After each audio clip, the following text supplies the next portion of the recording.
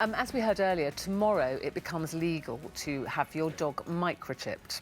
Now, in just a minute, we're going to be chatting to Harriet Brown. There she is, with little Teasel. Teasel's been very good today. We were a bit worried, weren't we? Teasel weren't having it this morning. She's quite relaxed now. She's having a lovely time. Yeah, she's used to it all now. But first, let's go back up to Lincoln to speak to vet Joe Inglis, who's been working with the Dogs Trust today, microchipping dogs all morning. Joe, how are you getting on down there? Yeah, pretty good, thanks, guys. As you can see, it's gone a bit barking crazy here in Brigg. Literally hundreds of dogs turned up to get their microchips done, all shapes and sizes, waiting in the queue. Lots been done already, and even a few slightly unidentified yellow animals come along for the day as well. So let's just go inside the truck here, and we're going to meet an owner who's just had her dog chipped. Hi, Kathleen. So Katie's just had her chip, hasn't she? And how was it for you? Oh, it was fine. She was calm. You know, she just laid there. No problem at all. I mean, it's quite a big needle, but she didn't flinch at all or anything. No. Excellent. And she's not a young dog, is she? So can you just explain why you've chosen now to get her chipped? Well, she's 10-year-old now, and now it is law.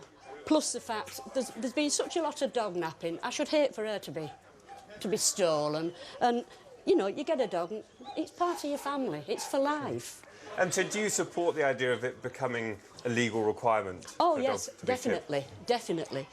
We didn't have her done before because we live in a rural village, and it wasn't heard of a lot then, but now, you know, and microchipped, you know where your dog is. You do worry a bit about what could happen to your dog, and this gives you a bit of peace of mind. Oh, definitely. I should hate it for her to be, you know, to be taken off us and stolen.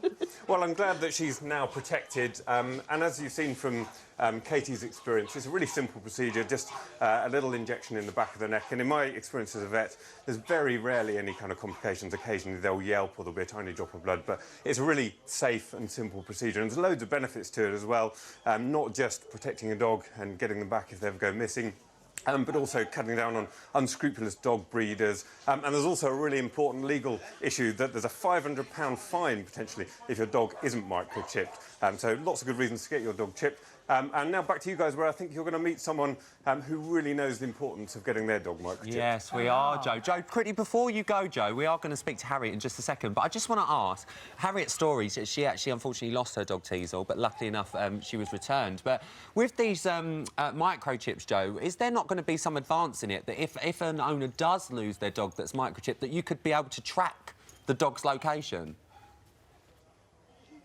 Well, yeah, you can already get GPS trackers for your dog, so you can get collars that you fit on them, and you can actually, you know, with a smartphone app, you can work out where they are if they ever go missing. So I think it'd be highly unlikely that would fit in a microchip in the foreseeable future. But if anyone's really worried about where their dog gets to and that kind of thing, yeah, you certainly can get GPS trackers for dogs. Brilliant, Joe. Thanks so much for this morning.